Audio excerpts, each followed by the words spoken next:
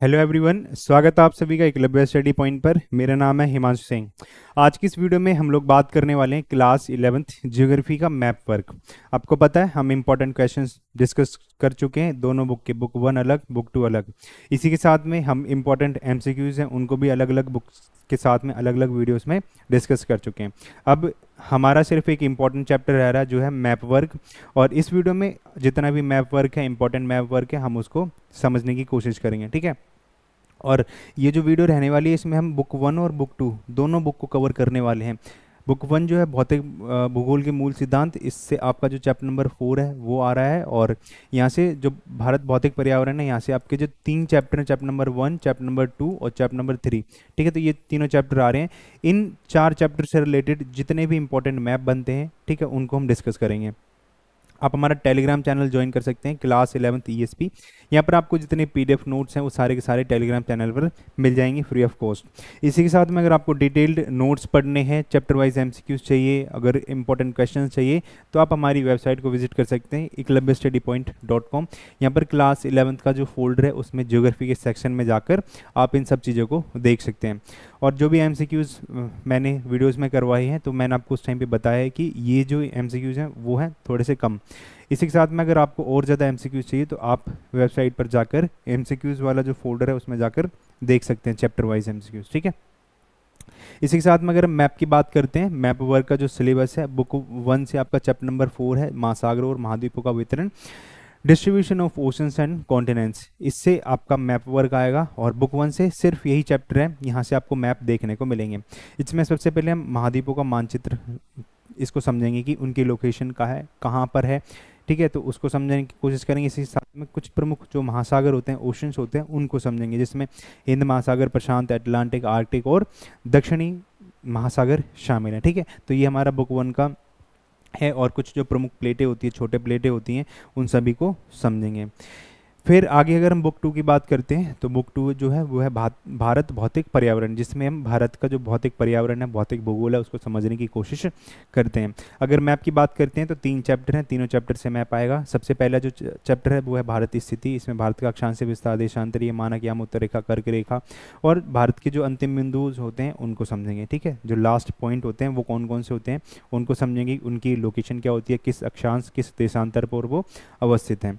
इसी के साथ में चैप्टर नंबर जो 2 है थोड़ा सा इंपॉर्टेंट है, जिसमें हम प्रमुख पर्वत, उन पर्वतों की जो चोटियां होती हैं वो कौन कौन सी हैं, दर्रे, पठार, तटीय मैदान और जो द्वीप समूह होते हैं, आइलैंड्स होते हैं, उनको समझेंगे, उनकी लोकेशन क्या, उनको आइडेंटिफाई करने की कोशिश करेंगे। इसी के साथ में हमारा जो चैप्टर नंबर 3 अपवाह तंत्र, ड्रेनेज सिस्टम, इसमें हमें अलग अलग नदियों का जो ओरिजिन पॉइंट होता है, जहाँ से नदियाँ ओरिजिनेट होती हैं, उनको समझेंगे, उनकी लोकेशन को फाइंड आउट करेंगे। तो अभी हम स्टार्ट करते हैं अपनी बुक 2 से। और बुक 2 जो है वो है भारत भौतिक पर्यावरण। इसको स्टार्ट करने का रीज़न यही है कि सबसे पहले हमें भारत के बारे में थोड़ा सा पता होना चाहिए कि भारत में कितने राज्य हैं, कितने केंद्र शासित प्रदेश हैं, कौन सा राज्य कहाँ पर है, किस दिशा में अवस्थित है, तो उसको फाइंड आउट करना हमें आना चाहिए। तो सबसे पहले इसी में हम बात करते हैं हमारे राज्यों के बारे में और केंद्र शासित प्रदेशों के बारे में। आपको पता है कि जो भारत है उसमें वर्तमान में, प्रेजेंट में टोटल स्टेट कितने हैं?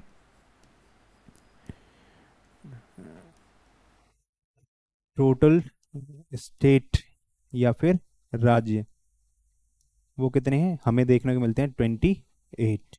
ठीक है, अगर हम यूटीज की बात करते हैं तो टोटल जो यूटीज हैं वो कितनी है? 8। अभी हम इनको 28 राज्य और 8 केंद्र शासित प्रदेश हैं, उनको पॉइंट आउट करेंगे कहाँ पर कौन सा स्टेट और यूटी अवस्थित है। सबसे पहले अगर हम यूनियन टेरिटरी की बात करते हैं तो लद्दाख और जम्मू कश्मीर 2 यूटी हो गए। इसके नीचे अगर हम आते हैं, चंडीगढ़, दिल्ली 4। ठीक है, इसके बाद में दमन और दीव और दादर नगर हवेली, ये दोनों अलग अलग हैं, लेकिन ये दोनों मिलकर एक साथ जो केंद्र शासित प्रदेश है उसका निर्माण करते हैं, तो 5 ही हो गए। छठा है लक्षद्वीप, जिसकी राजधानी है कवारत्ती। इसी के साथ में पुदुचेरी है, जिसकी राजधानी पौंडुचेरी है, तो 7 ही हो गए। और 8वां वो है अंडमान और निकोबार आइलैंड, जो पोर्ट ब्लेयर में अवस्थित है।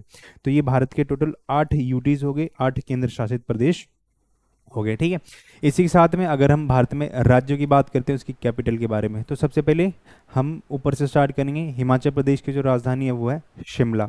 ठीक है, और उसके नीचे आते हैं पंजाब और हरियाणा की राजधानी एक है जो है चंडीगढ़, जो अपने आप में एक केंद्र शासित प्रदेश है, और हरियाणा और पंजाब जो है एक कॉमन कैपिटल को शेयर करते हैं आपस में।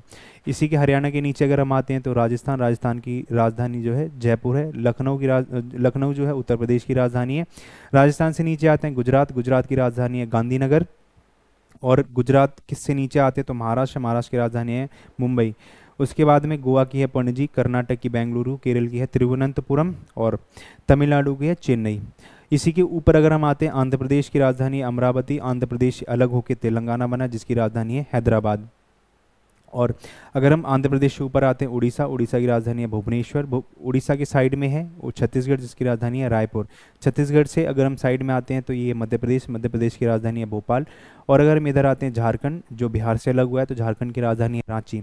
बिहार की राजधानी है पटना। ठीक है, तो इतना हो गया क्लियर। वेस्ट बंगाल यानी कि पश्चिम बंगाल, उसकी राजधानी है कोलकाता। और अगर हम ऊपर जाते हैं सिक्किम के गैंगटोक। तो ये जो राज्य हैं ये हो गए क्लियर। अब थोड़ी सी कन्फ्यूजन होती है इस पार्ट को लेकर। क्या कन्फ्यूजन होती है कि हमें इसका सीक्वेंस नहीं पता चलता है कि नागालैंड ऊपर है, मणिपुर हो या फिर मिजोरम किस तरीके से है, मेघालय कहाँ पर अवस्थित है। तो सबसे पहले अगर हम बात करते हैं ऊपर वाला जो हिस्सा होता है इसको अरुणाचल प्रदेश के नाम से जाना जाता है जिसकी राजधानी है ईटानगर। अरुणाचल प्रदेश के अगर हम नीचे आते हैं तो यहाँ पर आता है असम। असम की राजधानी है दिसपुर। ठीक है, यहाँ का एक शहर है गुवाहाटी जो काफ़ी ज़्यादा फेमस है। असम से नीचे आते हैं तो यहाँ पर आता है मेघालय। मेघालय की राजधानी है शिलोंग। ठीक है, और फिर एक राज्य यहाँ आपको मेघालय की गोद में बैठा हुआ दिखता है जो तीनों तरफ से मेघालय जो बांग्लादेश है उससे घिरा हुआ है, तो ये है त्रिपुरा और इसकी राजधानी है अगरतला। ओके, इसके बाद अगर हम बात करते हैं नागालैंड, मणिपुर और मिजोरम की, तो इनको याद रखने के लिए इनका जो सीक्वेंस होता है इसमें आपको दो का पता चल जाएगा। इसका होता है नागमणि। ठीक है, तो नाग से नागालैंड ये हो जाएगा जिसकी राजधानी है कोहिमा। उसके बाद मणि से हो जाएगा मणिपुर जिसकी राजधानी है इम्फाल। ठीक है, तो ये क्लियर हो जाएगा। और उसके बाद में आता है मिजोरम। मिजोरम की राजधानी है आइजोल। तो ये भारत के टोटल 28 राज्य और 8 केंद्र शासित प्रदेश हैं, उनकी राजधानी है। अभी हम एक बारी रिवाइज करते हैं कि कौन सा जो राज्य है कहाँ पर अवस्थित है। सबसे पहले हम यहीं से स्टार्ट करते हैं क्योंकि अभी हमने फ्रेश पढ़ा है। तो यहाँ पर सबसे पहले आता है अरुणाचल प्रदेश जिसकी राजधानी है ईटानगर। इसके बाद में असम आता है, असम की राजधानी है दिसपुर। उसके बाद में मेघालय आता है, उसकी राजधानी शिलोंग है। उसके बाद में अगर हम यहाँ इसकी बात करते हैं ये है त्रिपुरा जो बांग्लादेश से तीनों तरफ से घिरा हुआ है, बांग्लादेश की गोदी में बैठा हुआ है। अगर हम इसके नीचे आते हैं तो ये है मिजोरम। इसके ऊपर मणिपुर जिसकी राजधानी है इम्फॉल। इसके ऊपर आते हैं तो ये है नागालैंड जिसकी राजधानी है कोहिमा। फिर अगर हम इधर आते हैं ये लद्दाख है, ये है जम्मू कश्मीर। इधर आते हैं हिमाचल प्रदेश जिसकी राजधानी है शिमला। हिमाचल प्रदेश से नीचे आते हैं ये उत्तराखंड जिसकी राजधानी है देहरादून। अगर हम इसकी बात करते हैं ये है पंजाब जिसकी राजधानी है चंडीगढ़, इसकी भी राजधानी। ये हरियाणा, इसकी राजधानी है चंडीगढ़। क्योंकि ये दोनों एक जो कॉमन कैपिटल है, एक कॉमन जो राजधानी है इसको शेयर करते हैं। ये है राजस्थान जिसकी राजधानी है जयपुर। गुजरात की राजधानी है गांधीनगर। महाराष्ट्र की राजधानी है मुंबई। गोवा की है पणजी। कर्नाटक की है बेंगलुरु। केरल की है तिरुवनंतपुरम। तमिलनाडु की चेन्नई। आंध्र प्रदेश की अमरावती। तेलंगाना की है हैदराबाद। उसके साथ में अगर हम इधर आते हैं ये है भुवनेश्वर यहाँ पर। ठीक है, उड़ीसा की राजधानी है भुवनेश्वर। छत्तीसगढ़ की है रायपुर। मध्य प्रदेश की है भोपाल। झारखंड की बात करते हैं तो ये है रांची। बिहार की बात करते हैं ये पटना। अगर इधर हम बात करते हैं उत्तर प्रदेश की है लखनऊ। ठीक है, तो ये आपको पॉइंट आउट करनी आनी चाहिए।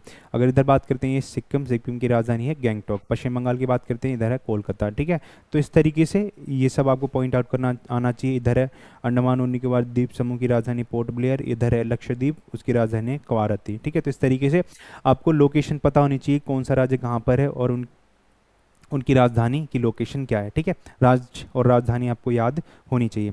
फिर आगे हम बात करते हैं भारत में जो अंतिम बिंदु हैं वो कौन कौन से हैं, यानी कि भारत का सबसे दक्षिणी बिंदु, सबसे उत्तरी बिंदु, सबसे पूर्वी पश्चिमी बिंदु कौन कौन से हैं। तो सबसे पहले हम बात करते हैं इसके बारे में क्योंकि आपके मैप का जो सिलेबस उसमें यही दे रखा है। तो 8 डिग्री 4 मिनट भारत की जो मुख्य भूमि है उसका दक्षिणी बिंदु है कन्याकुमारी, जिसको कैप कैमोरिन के नाम से जाना जाता है। उसके बाद में अगर हम यहाँ पर बात करते हैं तो यहाँ पर हमें पता है यहाँ पर क्या है, लक्षद्वीप अंडमान और निकोबार द्वीप समूह है। तो भारत का जो अंतिम बिंदु है जिसको यहाँ पर 6 डिग्री 4 मिनट के नाम से जाना जाता है और यहाँ पर क्या है, इंदिरा पॉइंट है।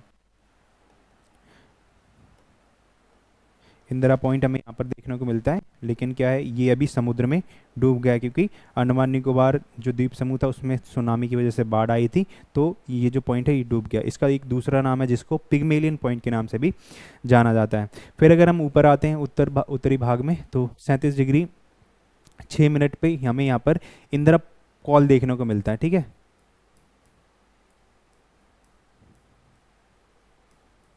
इंदिरा कॉल जो है वो हमें यहाँ पर देखने को मिलता है। अगर हम सबसे पूर्व में आते हैं तो 97 डिग्री 25 मिनट पर यहाँ पर हमें किबीथू ये देखने को मिलता है, ठीक है। तो ये भारत का सबसे पूर्वी बिंदु है। अगर सबसे पश्चिमी बिंदु की बात करते हैं तो ये है गुहर मोती गुहार माता, इसको भी कहा जाता है, ठीक है। तो इस तरीके से ये भारत के अंतिम बिंदु हो गए। उसके बाद अगर हम बात करते हैं भारत से जो कर्क रेखा है वो कितने राज्यों से होकर गुजरती है, तो भारत से कर्क रेखा टोटल 8 राज्यों से होकर गुजरती है। जब हमने चैप्टर पढ़ा था तो हमने इसको जाना था कि कौन कौन से राज्य हैं। तो इसमें सबसे पहले गुजरात, राजस्थान, मध्य प्रदेश, छत्तीसगढ़, झारखंड, पश्चिम बंगाल, त्रिपुरा और मिजोरम। तो ये भारत के 8 राज्य हैं। अगर मैप से समझते हैं तो यहाँ पे सबसे पहले कर्क रेखा भारत में गुजरात से प्रवेश करती है, ठीक है। उसके बाद राजस्थान में जाती है, मध्य प्रदेश को 2 भागों में विभाजित करती है, फिर छत्तीसगढ़, झारखंड, पश्चिम बंगाल, फिर त्रिपुरा और मिजोरम, ठीक है। तो इससे निकल कर जाती है। ये भारत के टोटल 8 राज्य हैं जिनसे कर्क रेखा होकर गुजरती है। इसकी एक ट्रिक भी मैंने आपको बताई थी कि इस तरीके से आप इसको याद कर सकते हैं, मित्र पर गमछा झार, ठीक है। तो ये एक ट्रिक होती है जिसकी वजह से अगर आपको याद करना है तो याद कर सकते हो, मैप याद नहीं होता है। झार से झारखंड, छ से छत्तीसगढ़, म से मध्य प्रदेश, ग से गुजरात, रा से राजस्थान, प से पश्चिम बंगाल, त्र से त्रिपुरा और मी से मिजोरम, ठीक है। तो ये भारत के 8 राज्य हैं, इनको आप इस ट्रिक से याद कर सकते हो। फिर आगे अगर हम इसकी बात करते हैं रिवीजन की, रिवाइज करते हैं एक बार कौन कौन से राज्य हैं, तो गुजरात से ये प्रवेश करती है इस साइड से, फिर राजस्थान, मध्य प्रदेश, झारखंड, छत्तीसगढ़, झारखंड, पश्चिम बंगाल, त्रिपुरा, मिजोरम से होती हुई ये भारत को 2 बराबर भागों में विभाजित करती है। फिर इसके बाद अगर मानक यामोत्तर रेखा की बात करते हैं तो ये भारत से 5 राज्यों से होकर गुजरती है। अब वो 5 राज्य कौन से हैं उसको मैप जब हमने चैप्टर करा था वहाँ पे भी बताया था, एक बार यहाँ पर फिर से देखते हैं। तो ये सबसे पहले आता है इसमें उत्तर प्रदेश, तो ये कुछ इधर से निकलते आती है, तो उत्तर प्रदेश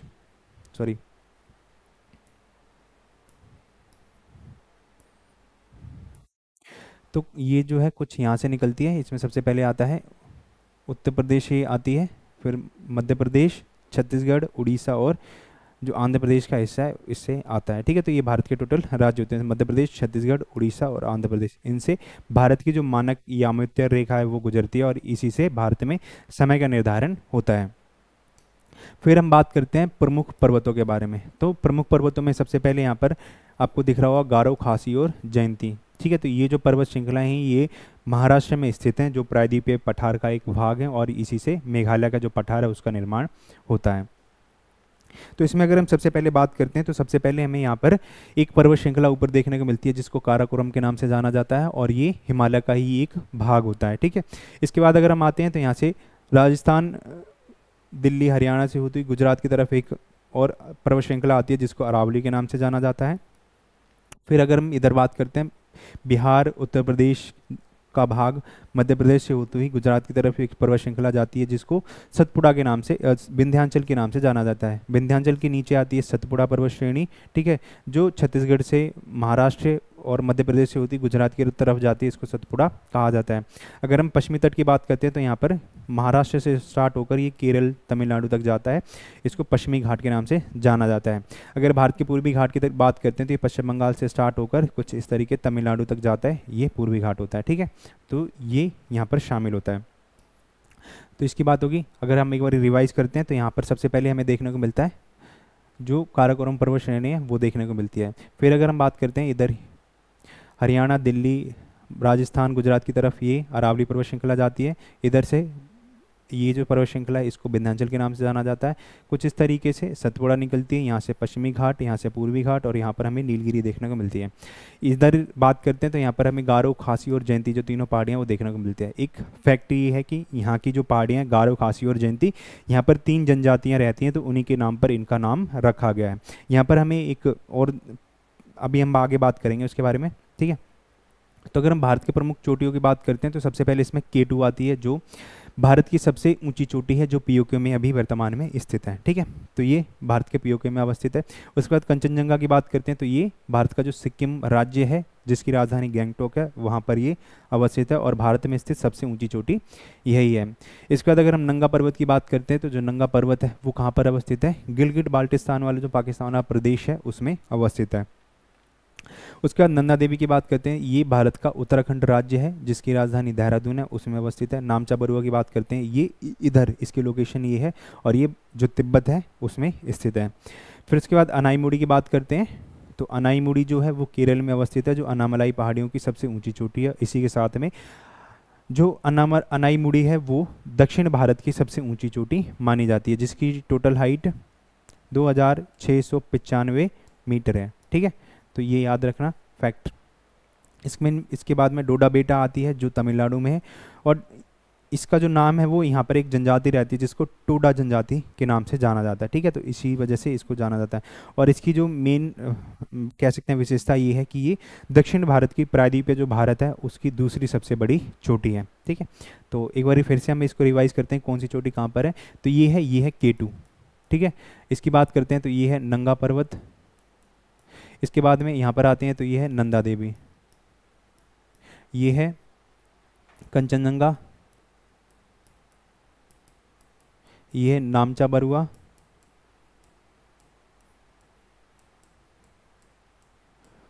ठीक है। इसी के बाद में अगर हम इधर आते हैं तो ये है अनाईमुड़ी और ये वाला जो हिस्सा है इसको हम बोलते हैं डोडा बेटा। ठीक है, तो ये भारत की प्रमुख पर्वत चोटियाँ हैं। इसके साथ में अगर हम बात करते हैं प्रमुख दर्रे की तो भारत में कुछ ये प्रमुख दर्रे हैं जिसमें शिवकिला आता है। जो सबसे पहले वो है भारत का जो हिमाचल प्रदेश है जिसकी राजधानी शिमला वहाँ पर अवस्थित है। पालघाट जो दर्रा है वो केरल में अवस्थित है इस स्थान पर। उसके बाद में भोरघाट और खालघाट जो है वो महाराष्ट्र में नासिक के आसपास अवस्थित है। नाथुला जो दर्रा है वो है सिक्किम में अवस्थित है। ठीक है, तो ये यहाँ पर तो ये प्रमुख दर्रों की लोकेशन होती है। इसके बाद अगर हम बात करते हैं अगला जो है वो है पठार कि भारत में कौन कौन से प्रमुख पठार अवस्थित हैं। तो इसमें सबसे पहले आता है मालवा का पठार जो कहाँ पर है, MP में अवस्थित है।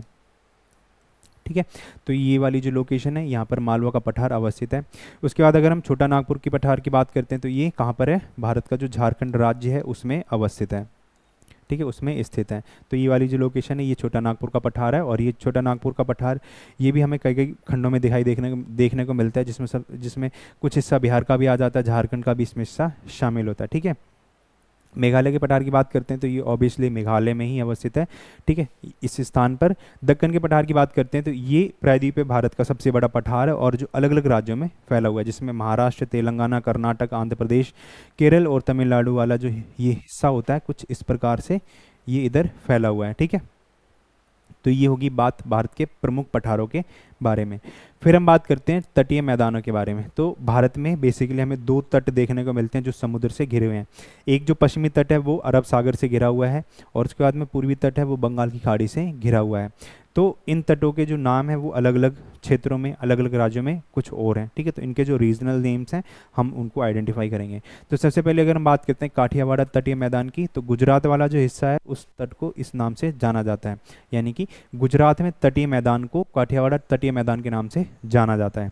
इसके बाद में अगर महाराष्ट्र और गोवा की बात करते हैं तो यहाँ पर इसको कोंकण तट के नाम से जाना जाता है। मालाबार तटीय मैदान की बात करते हैं तो जो कर्नाटक और केरल वाला जो हिस्सा है वहाँ पर तटीय मैदान को, पश्चिमी तटीय है उसको मालाबार तटीय मैदान के नाम से जाना जाता है। फिर उसके बाद में अगर हम कोरोमंडल तट की बात करते हैं तो तमिलनाडु वाला जो हिस्सा है वहाँ पर इसको कोरोमंडल तट के नाम से जाना जाता है। उसके बाद में उत्तरी जो सरकार तट है वहाँ पर उसको बंगाल, उड़ीसा, आंध्र प्रदेश, ठीक है, तो वहाँ पर पूर्वी तटीय मैदान को सरकार तट के नाम से जाना जाता है। ठीक है, तो ये भारत के कुछ तटीय मैदान होते हैं। फिर इसके बाद अगर हम भारत में द्वीप समूह की बात करते हैं तो भारत में बेसिकली हमें दो द्वीप समूह देखने को मिलते हैं। जो पहला है वो अरब सागर में अवस्थित है और जो दूसरा द्वीप समूह है वो है बंगाल की खाड़ी में। और जो बंगाल की खाड़ी में अवस्थित है उसको अंडमान और निकोबार द्वीप समूह कहा जाता है जो भारत का एक हिस्सा है और इसकी राजधानी पोर्ट ब्लेयर है। अरब सागर में जो अवस्थित है उसको लक्षद्वीप के नाम से जाना जाता है जिसकी राजधानी कवारत्ती है। ठीक है, तो ये भारत के दो द्वीप समूह है। अगर यहाँ पर हम बात करते हैं ये जो द्वीप समूह है वो टोटल 572 जो द्वीप हैं उनसे मिलकर बना होता है और जो लक्षद्वीप है वो टोटल 36 यानी कि 36 द्वीप समूह उससे मिलकर बना होता है। लेकिन यहाँ पर जो 11 द्वीप है वहाँ पर ही इंसान रहते हैं, वहाँ पर ही मानव का वास है। ठीक है, तो इसको याद रखना। ठीक है, तो दो द्वीप समूह अंडमान और निकोबार द्वीप समूह जो बंगाल की खाड़ी में अवस्थित है, और अगर बात करते हैं लक्षद्वीप की तो ये अरब सागर में अवस्थित है। फिर अगर हम बात करते हैं गंगा नदी के बारे में, तो जो गंगा नदी है वो एक स्थान पड़ता है यहाँ पर जिसको गंगोत्री हिमनद के नाम से जाना जाता है। यहाँ से ओरिजिनेट होती है,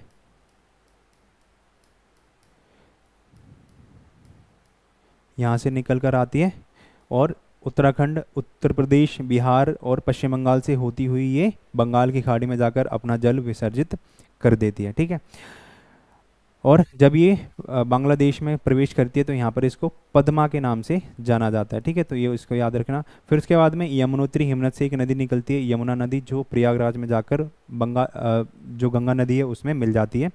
फिर यहाँ से एक नदी निकलती है अमरकंटक पठार से, मध्य प्रदेश से, और ये जाकर बिहार में पटना में ये गंगा नदी में मिल जाती है। फिर उसके बाद में अगर हम कुछ इसकी सहायक नदियों की बात करते हैं तो इसमें सबसे पहले आती है रामगंगा, उसके बाद में गोमती, उसके बाद में गंडक, कोसी, महानंदा। रामगंगा, गोमती, घाघरा, गंडक, कोसी, महानंदा। ठीक है, तो ये इसकी कुछ प्रमुख सहायक नदियाँ होती हैं। ठीक है, फिर उसके बाद अगर हम बात करते हैं नदियों के उद्गम स्थान के बारे में, ये जो है थोड़ा सा इम्पॉर्टेंट हो जाता है। आपको लोकेशन दे दी जाएगी कि किसी नदी का उद्गम स्थान यहाँ पर है, तो आपको वो पता होना चाहिए कौन सी नदी यहाँ से निकलती है, वो किस ग्लेशियर से निकलती है, कौन से स्थान से निकलती है। सबसे पहले एक की बात करते हैं, यहाँ पर है सिंधु नदी। सिंधु नदी जो है वो बोखरचू हिमनद से निकलती है। तो ये वाला जो स्थान है ये बोखरचू हिमनद है, बोखरचू ग्लेशियर है जो तिब्बत में अवस्थित है, और कैलाश पर्वत श्रेणी है उसकी मानसरोवर झील से ये नदी निकलती है। ठीक है, उसके बाद अगर हम बात करते हैं ब्रह्मपुत्र नदी जो चेमायुंगडोंग जो ग्लेशियर है उससे निकलती है, ये वाली है। ठीक है, तो ये तिब्बत से प्रवाहित होती हुई भारत में कुछ इस तरीके से प्रवेश करती है, और फिर जब ये बांग्लादेश में प्रवेश करती है तो इसको हम जमुना के नाम से जानते हैं। जब ये भारत में प्रवेश करती है इसको ब्रह्मपुत्र कहा जाता है, और उससे पहले इसको सांगपो के नाम से जाना जाता है। उसके बाद अगर हम गंगा नदी की बात करते हैं, अभी हम बात करके आए, गंगा नदी गंगोत्री हिमनद से निकलती है, यमुना नदी यमुनोत्री हिमनद से निकलती है, यमुनोत्री ग्लेशियर से निकलती है। फिर उसके बाद अगर हम बात करते हैं गोदावरी नदी की, वो महाराष्ट्र में एक जिला है नासिक, उसकी त्र्यंबकेश्वर पहाड़ियों से ये निकलती है।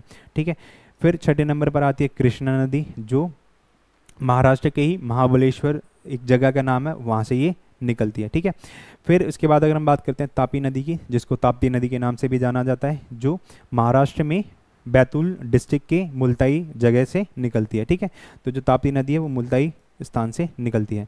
इसकी 8 नंबर की बात करते हैं, यहाँ पर है नर्मदा नदी जो अमरकंटक पठार से निकलती है, जहाँ से सोन नदी निकलती है। यहाँ से नदी निकलती है दामोदर नदी जो छोटा नागपुर का पठार यहाँ पर अवस्थित है। फिर 10वें नंबर की अगर हम बात करते हैं तो यहाँ से कावेरी नदी निकलती है जो दक्षिण भारत की एकमात्र बारहमासी नदी है जो पूरे वर्ष भर प्रवाहित होती है, और ये कर्नाटक में ब्रह्मगिरी की पहाड़ियाँ उससे निकलती है। ठीक है, एक बार हम दोबारा से इसको रिवाइज करते हैं। तो सबसे पहले अगर हम बात करते हैं ये सिंधु नदी जो बोखरचू ग्लेशियर से निकलती है, बोखरचू हिमनद से निकलती है। उसके बाद में आती है ब्रह्मपुत्र नदी जो हम कह सकते हैं चेमायुंगडोंग जो ग्लेशियर है उससे निकलती है, और तिब्बत में ये सांगपो के नाम से इसको जाना जाता है। फिर ये भारत में प्रवाहित होती है जिसको ब्रह्मपुत्र के नाम से जानते हैं। बांग्लादेश में इसको जमुना के नाम से जाना जाता है। ठीक है, फिर यहाँ पर यमुनोत्री हिमनद, गंगोत्री हिमनद, इन दोनों से गंगा नदी और यमुना नदी निकलती है। इसकी बात करते हैं ये गोदावरी नदी जो त्र्यंबकेश्वर से निकलती है। इसकी बात करते हैं ये है कृष्णा नदी जो महाबलेश्वर से निकलती है महाराष्ट्र से। ये है तापी नदी जो मुल्ताई जगह है बैतूल डिस्ट्रिक्ट एमपी, वहाँ से निकलती है। 8वें नंबर की है नर्मदा नदी जो अमरकंटक पठार से निकलती है। ये है दामोदर नदी जो छोटा नागपुर पठार से निकलती है, और अंत में ये है कावेरी नदी जो ब्रह्मगिरी पहाड़ी कर्नाटक से निकलती है। ठीक है, तो ये नदियों के उद्गम स्थान हो गए। उसके बाद अगर हम बात करते हैं ब्रह्मपुत्र नदी, जमुना नदी, गंगा पद्मा नदी, मेघना नदी, ये सब क्या हैं। तो सबसे पहले अगर हम बात करते हैं तो आपको पता है ये है चेमायुंगडोंग ग्लेशियर। तो यहाँ से एक नदी निकलती है ब्रह्मपुत्र नदी, जहाँ पर इसको तिब्बत में इसको सांगपो के नाम से जाना जाता है। ठीक है, सांगपो नदी। फिर जब ये भारत में एक जगह पड़ती है जिसको सादिया जिला, सादिया कस्बा कहा जाता है, वहाँ से इसको ब्रह्मपुत्र के नाम से जाना जाता है। ठीक है, ब्रह्मपुत्र के नाम से जाना जाता है। फिर जब ये भारत से बाहर निकलती है, बांग्लादेश में प्रवेश करती है, इसको जमुना के नाम से जाना जाता है। ठीक है, तो एक ही नदी के 3 नाम है, तिब्बत में इसको सांगपो, भारत में ब्रह्मपुत्र, और बांग्लादेश में इसको जमुना के नाम से जाना जाता है। तो ये पहली तो कन्फ्यूजन दूर होगी। उसके बाद में हम गंगा नदी की बात करते हैं। तो जो गंगा नदी है वो गंगोत्री हिमनद से निकलती है, और ये उत्तराखंड, उत्तर प्रदेश, बिहार से आती हुई, और ये जो बांग्लादेश उसमें आती है, ठीक है। तो बांग्लादेश में प्रवेश करती है और बांग्लादेश में इसको पद्मा के नाम से जाना जाता है, यानी कि गंगा नदी का ही दूसरा नाम है बांग्लादेश में, जिसको इसको पद्मा के नाम से जाना जाता है, ठीक है। तो पद्मा नदी का कौन सी नदी है? गंगा नदी है, जो भारत से प्रवाहित होती है, ठीक है। तो दो चीज़ें क्लियर हुई यहाँ पे, ब्रह्मपुत्र नदी से और गंगा नदी से रिलेटेड। उसके बाद में जब ब्रह्मपुत्र नदी और गंगा नदी आपस में आकर मिलती है, तो ये वाला जो स्थान होता है, यहाँ से एक नई नदी निकल कर आती है, जिसको मेघना नदी कहा जाता है, ठीक है। तो इस तरीके से आपको इन चीज़ों को याद रखना है। तो मेघना जो नदी है वो गंगा नदी और ब्रह्मपुत्र नदी के मिलने से बनती है।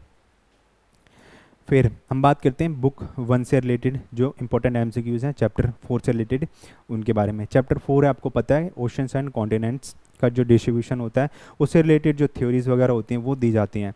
तो अभी हमें उनके बारे में बात करनी है। तो सबसे पहले अगर हम बात करते हैं कुछ प्रमुख कॉन्टिनेंट्स के बारे में और कुछ ओशंस के बारे में, क्योंकि ये मेन टॉपिक है आपके उसमें।